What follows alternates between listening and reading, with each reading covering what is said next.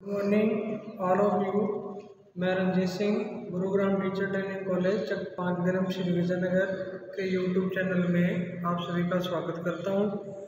तो अपने शिक्षण विषय जो विज्ञान के हैं उनका अध्ययन कर रहे थे और इसके अंदर अपने जीव विज्ञान शिक्षण विषय पीछे वाली वीडियो में उसके बारे में अध्ययन किया था। तो पहले वाली जो वीडियो थी उसके अंदर आपको जीव विज्ञान के अंदर शिक्षण सहायक सामग्री जो थी उसके बारे में मैंने बताया था। शिक्षण सहायक सामग्री 3 प्रकार की आपको मैंने बताई थी। शिक्षण सहायक सामग्री का उपयोग शिक्षक क्या करता है, कक्ष में विषय को सरल और रोचक बनाने के लिए जिन साधनों का शिक्षक उपयोग करता है उनको शिक्षण सहायक सामग्री कह सकते हैं अपने। ठीक है, बहुत सारी शिक्षण सहायक सामग्री है जिसका उपयोग शिक्षक कक्ष में शिक्षण करवाते समय करता है ताकि अधिगम प्रभावी हो सके, उसका स्थानांतरण और बच्चों को अच्छे से समझ में आ सके। ठीक है, और इसका फिर अपने वर्गीकरण पढ़ लिया था। शिक्षण सहायक सामग्री के अंदर अपने 3 प्रकार पढ़े थे। इसके तीनों का नाम आपको मैंने बता दिया था। इसके अंदर 3 प्रकार की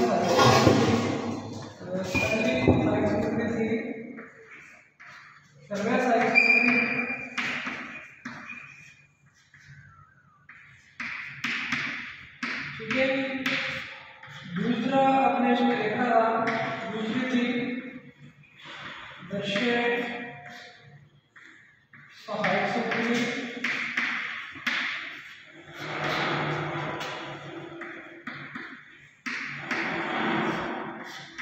और तीसरा था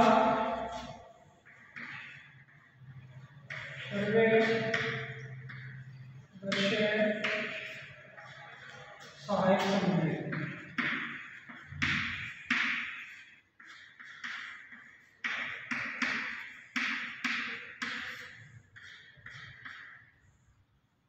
तो ये तीनों प्रकार की सहायक सामग्री के बारे में आपको मैंने संक्षिप्त में बताया था कि अगर आगे शिक्षण सहायक सामग्री कितने प्रकार की होती है जिसका उपयोग शिक्षक कक्ष में अधिगम के दौरान कर सकते हैं।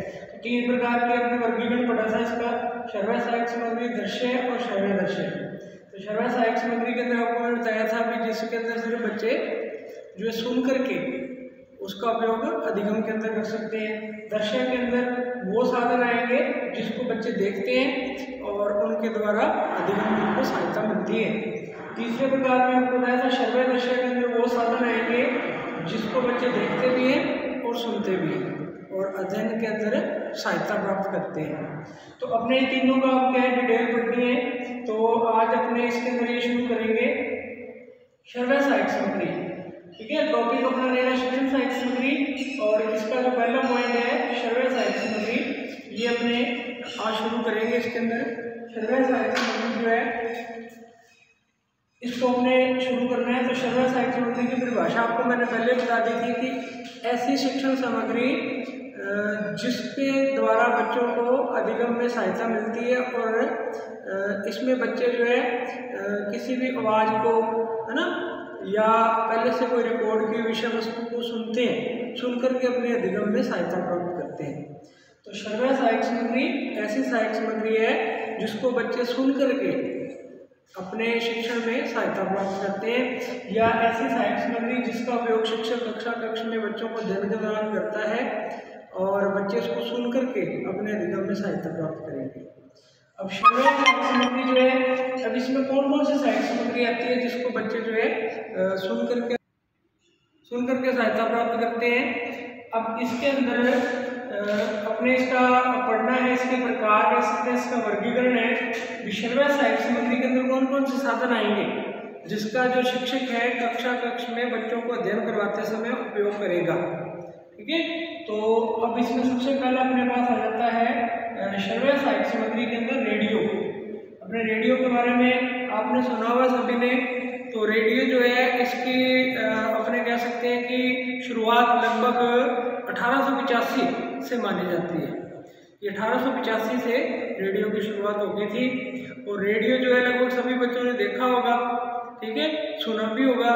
रेडियो जो है एक श्रव्य सहायक सामग्री के रूप में उपयोग में लाया जा सकता है। तो रेडियो के अंदर क्या होता है कि जो भी प्रोग्राम चलते हैं, ठीक है, वो बच्चे जो है रेडियो के माध्यम से उनको सुनते हैं। अब रेडियो के अंदर बहुत सारे अलग अलग प्रकार के कार्यक्रम चलते हैं, जैसे शिक्षा से संबंधित कार्यक्रम भी हो सकते हैं, सांस्कृतिक कार्यक्रम भी हो सकते हैं, धार्मिक कार्यक्रम भी हो सकते हैं, संगीत भी हो सकता है, ठीक है ना, राजनीतिक कोई भाषण भी हो सकता है, कार्यक्रम भी हो सकता है, जैसे नरेंद्र मोदी जी इसके अंदर अपने मन की बात प्रोग्राम चलाते हैं, ठीक है। तो ये सारी चीज़ें जो है रेडियो के अंदर अब चलती हैं, तो बच्चे अपने शिक्षण में इसकी सहायता ले सकते हैं। जैसे कोई बच्चे की कला के अंदर रुचि है, संगीत में रुचि है, तो वो जो संगीत से संबंधित प्रोग्राम चलते हैं रेडियो के अंदर, उनको सुन करके अपने जो है संगीत से संबंधित शिक्षण में उसकी सहायता प्राप्त कर सकता है। किसी बच्चे के पास राजनीतिक विषय है, तो राजनेता या राजनीति से संबंधित जो प्रोग्राम रेडियो में प्रसारित किए जाएंगे, उनको सुन करके बच्चा अपने शिक्षण में सहायता प्राप्त कर सकता है, ठीक है।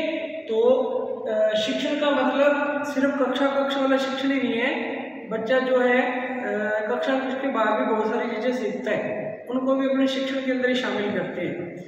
इसलिए रेडियो के अंदर बहुत सारे ऐसे कार्यक्रम प्रसारित होते हैं तो जिनके द्वारा बच्चा अपने शिक्षण में सहायता प्राप्त करता है। तो इसके स्टेशन होते हैं अलग अलग, जैसे आकाशवाणी से कार्यक्रम प्रसारित होते हैं, तो उनके अंदर बहुत सारे जो स्कूल हैं उन्होंने अपना अपना जो है ना रेडियो सेट तैयार किया हुआ है, और वो बच्चों को समय समय पर जो कार्यक्रम प्रसारित होते हैं उनको सुना करके उनकी अध्ययन में सहायता करते हैं।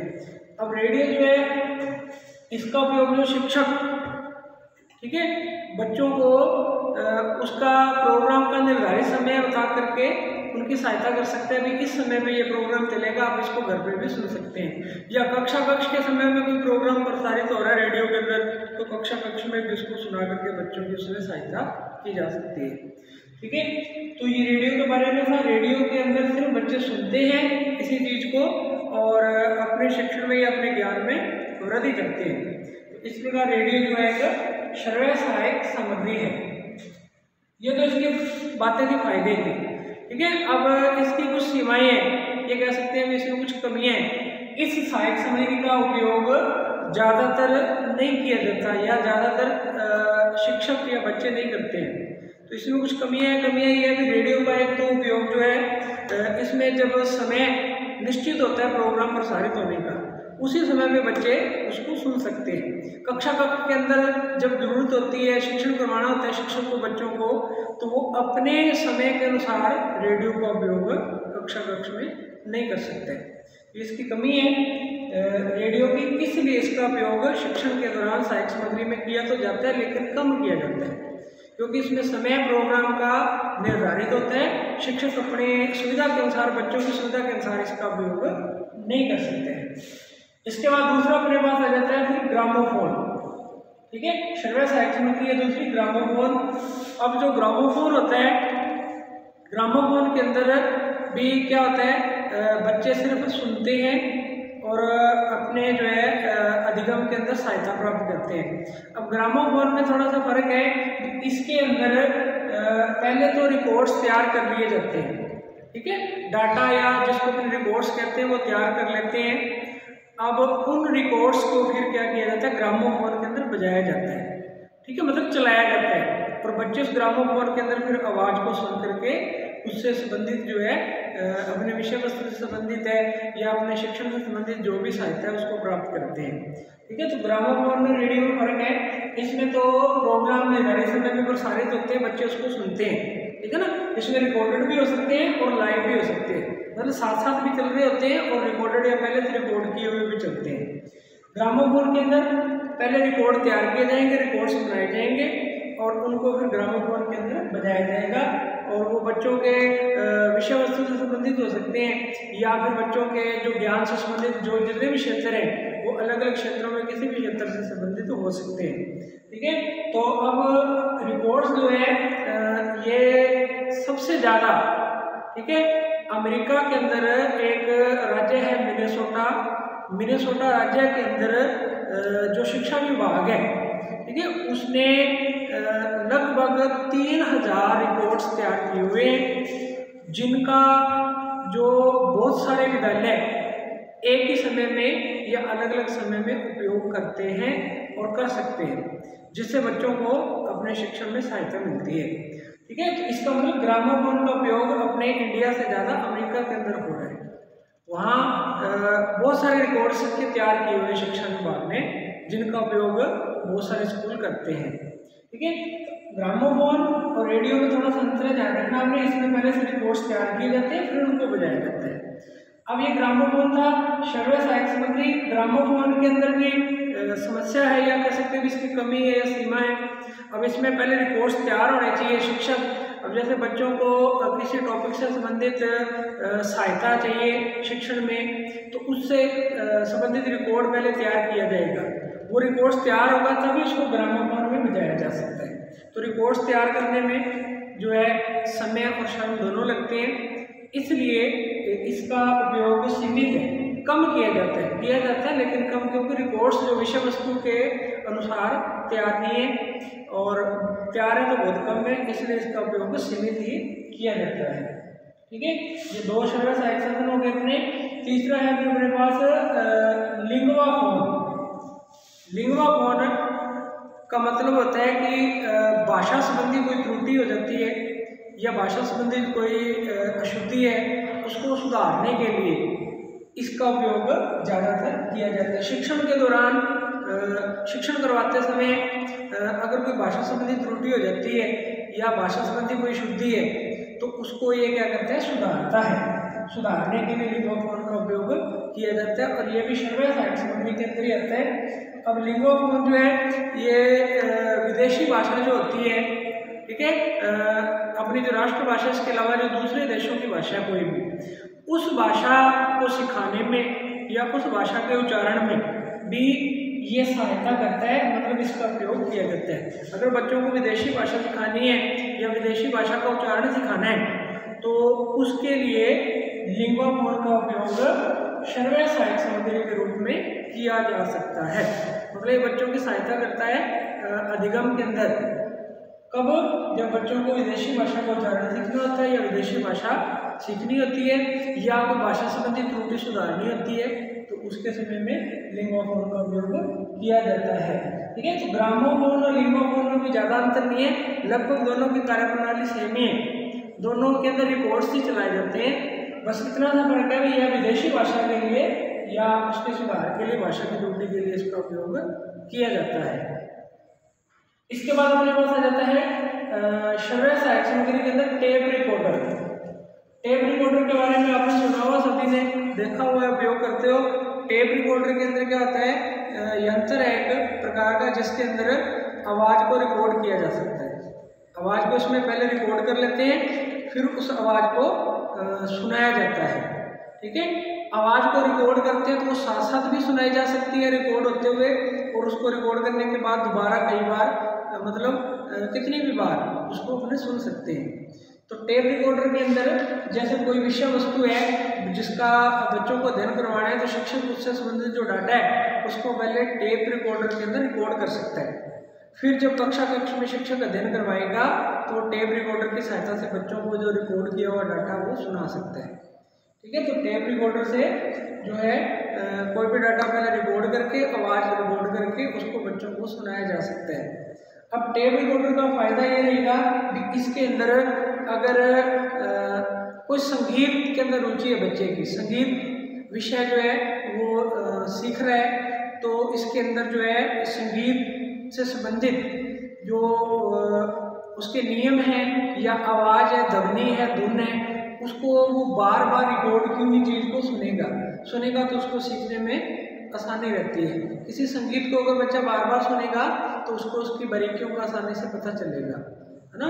तो इसमें इसके अलावा जैसे कोई भाषण है वो भी रिकॉर्ड किया जा सकता है और बच्चों को बार बार सुनाया जा सकता है, या कोई महापुरुष है उनके जो प्रवचन है उनको अपने रिकॉर्ड कर सकते हैं, तो आवश्यकता अनुसार उनको बार बार सुना जा सकता है। अपने किसी महान पुरुष के जो है प्रवचन है उनको बच्चों को सुनाना चाहते हैं, बच्चों के शिक्षण में उनकी वो सहायता करने वाले हैं, तो अपने उनको रिकॉर्ड करके और बच्चों को समय समय पे आवश्यकता अनुसार सुनाया जा सकता है। ठीक है, संगीत को भी इसमें कोई महान पुरुषों के प्रवचन है उनको भी है ना, राजनेता का कोई भाषण है उसको भी, या कोई ऐसा प्रोग्राम चल रहा है टीवी के ऊपर या रेडियो के ऊपर जो बच्चों के शिक्षण में उपयोगी है, तो अपने उसको रिकॉर्ड कर सकते हैं इसके अंदर और समय समय पे अपने आप अनुसार उसको सुन सकते हैं और बच्चों को भी सुना सकते हैं। ठीक है, तो टेप रिकॉर्डर जो है और रेडियो जो है इसमें भी यही फर्क है, इसमें आवाज रिकॉर्ड होती है फिर बच्चों को सुनाई जा सकती है। इसमें रेडियो के अंदर जो चल रहा है प्रोग्राम उसको अपने रिकॉर्ड नहीं कर सकते रेडियो के अंदर, रेडियो वाले प्रोग्राम को टेप रिकॉर्डर के अंदर रिकॉर्ड किया जा सकता है। तो ये अपने 4 जो साधन थे श्रव्य सहायक सामग्री। ठीक है, तो ये आपको पता चल गया होगा अभी श्रव्य सहायक सामग्री कौन सी होती है, ऐसी शिक्षण सहायक सामग्री जिसका उपयोग शिक्षक जो है बच्चों को अधिगम के दौरान करता है, अधिगम को सरल बनाने के लिए, और बच्चे इस सहायक सामग्री को सुन करके और अपने अधिगम में सहायता प्राप्त करते हैं। ठीक है, तो श्रव्य सहायक सामग्री के अंदर हमने 4 पढ़े हैं, रेडियो है, ग्रामोफोन है, लिंगोफोन है और टेप रिकॉर्डर है। ठीक है, आपको अच्छे से इनके बारे में पता चल गया होगा। किसी बच्चे को कोई डाउट हो तो आप SMS करके पूछ सकते हो। ठीक है, तो कल अपने इसके बाद शुरू करेंगे अपनी जो दूसरी सहायक सामग्री है दृश्य सहायक सामग्री, कल अपने इसके बारे में अध्ययन करेंगे।